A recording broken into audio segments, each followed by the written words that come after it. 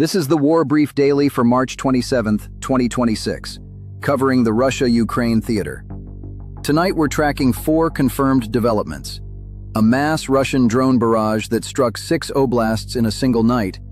Ukraine's deep strike campaign against Russian oil now disrupting nearly half of Russia's total export capacity.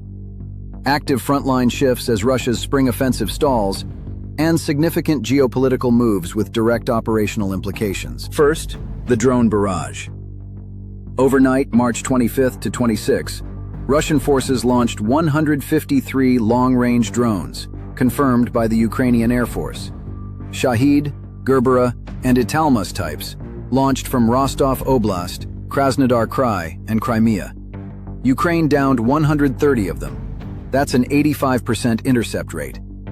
Here's the tension. 16 drones still penetrated, striking 11 confirmed locations across 6 oblasts simultaneously: Dnipropetrovsk, Odesa, Sumy, Chernihiv, Zaporizhia, and Kharkiv. Railway, residential, port, and energy infrastructure all hit. At least 33,400 customers lost power. 85% is a tactical win. But 16 drones still caused infrastructure damage across a country the size of France in a single night. Both of those facts are true, and both matter. Second, Ukraine's oil campaign. Ukrainian forces struck the Kirishi oil refinery in Leningrad Oblast overnight, confirmed by the Ukrainian General Staff with geolocated footage. Kirishi processes over 6% of Russia's total refining volume.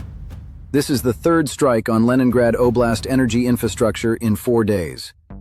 In March 2026 alone, Ukraine has struck all 3 of Russia's major western export ports: Novorossiysk on the Black Sea and Primorsk and Ust-Luga on the Baltic.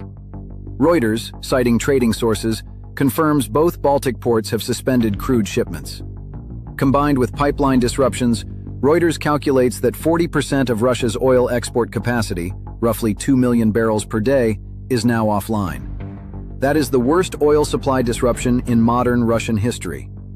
Against a projected $100 billion budget deficit in 2026, this is not just military damage. It is a compounding financial siege. Third, the front lines. Ukraine's Air Assault Forces Command confirmed the liberation of Berezove in the Oleksandrivka direction, with geolocated gains also confirmed in western Zaporizhia and southwestern Kharkiv. Since January 1st, Ukraine has reclaimed at least 334 confirmed square kilometers in the south.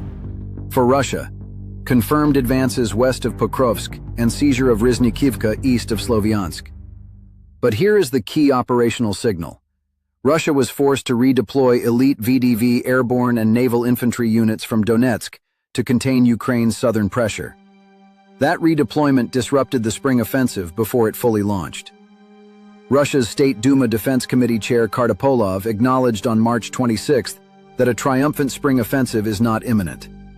That is a meaningful public admission. Fourth, geopolitics.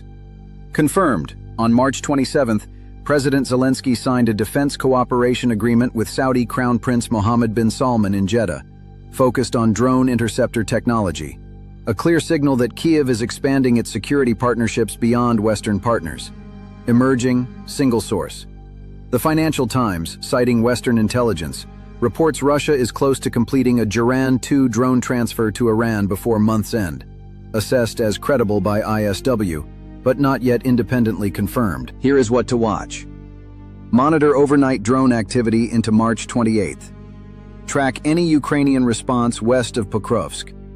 Watch for confirmation of the Russia-Iran drone transfer. And closely follow Zelensky's warning about Russian operations targeting water supply infrastructure.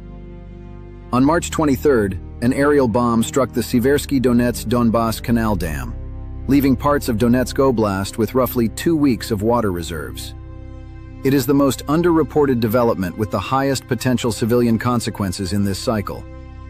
Those are your confirmed updates for March 27, 2026. This is the War Brief Daily.